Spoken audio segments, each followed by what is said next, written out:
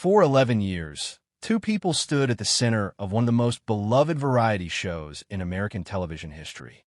Carol Burnett, the fearless redhead who could go from glamour to slapstick in a single breath. And beside her, Harvey Korman, the man often called the greatest second banana in TV comedy, a performer so good at losing his composure on camera that the bloopers became as famous as the sketches themselves. They looked on screen like two people who never had a bad day together. But behind one particular dressing room door, on one particular night in the show's 7th season, that illusion cracked. Carol Burnett picked up a phone, called Harvey Korman's agent, and told him his client was off the show, effective immediately. This is the story of what actually happened that night, why it happened, and why. Decades later, Burnett still calls it one of the most important moments of her career. When The Carol Burnett Show launched on CBS in 1967, nobody, including the network, expected it to last. Variety shows hosted by women were considered a financial risk. Burnett had to personally fight for the format she wanted. Live audience, live sketches, no safety net. Harvey Korman joined almost immediately, and the partnership clicked in a way few television pairings ever do. He had classical theater training and a face that could turn from stoic to unhinged in half a second. Burnett had instincts sharpened from years of stage comedy and an audience that adored her completely. Together, alongside Vicki Lawrence and later Tim Conway, they built something CBS hadn't planned for, a show that ran for 11 seasons, won 25 Emmys, and became required viewing for an entire generation. But great chemistry off-script doesn't always mean an easy working relationship. And by season 7, something had started to wear thin. By Burnett's own account, Korman could be moody, not cruel, not unprofessional in any consistent way, but prone to dark stretches where his temper would flare on set.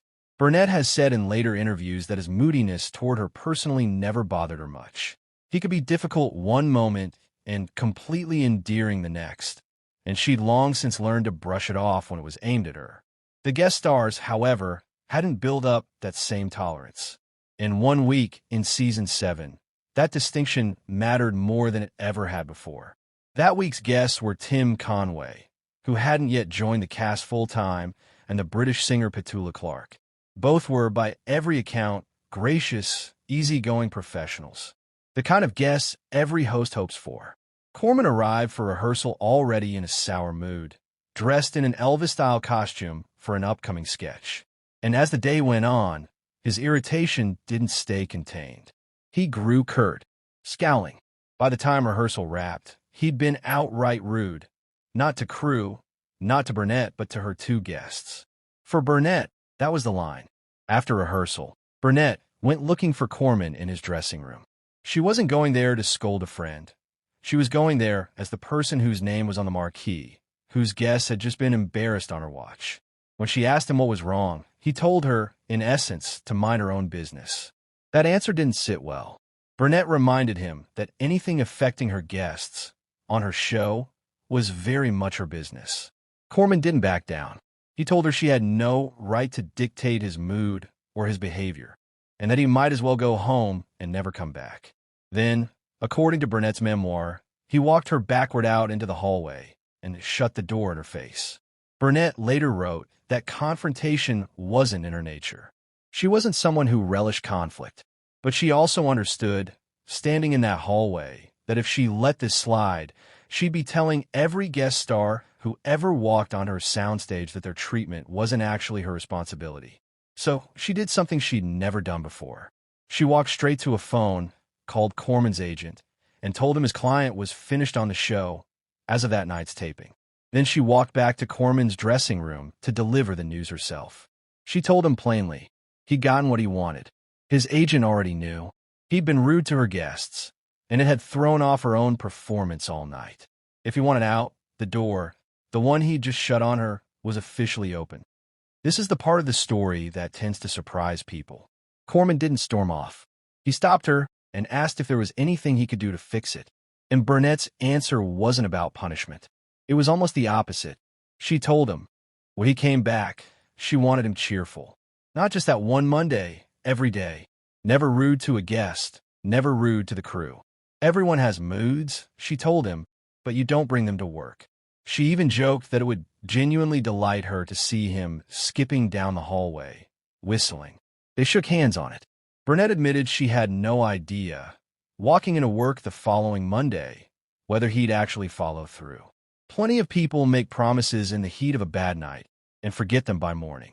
But when the elevator doors opened that Monday, there was Korman, grinning.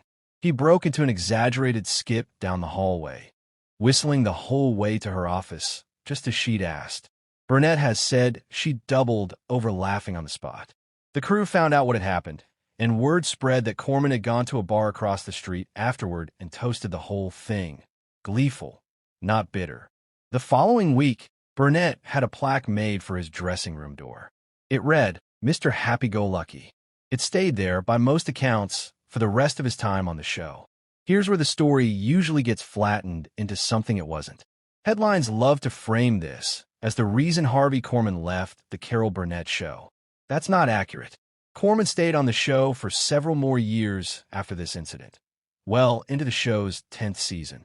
When he finally did leave, in 1977, it wasn't because of a grudge or a falling out. It was ambition.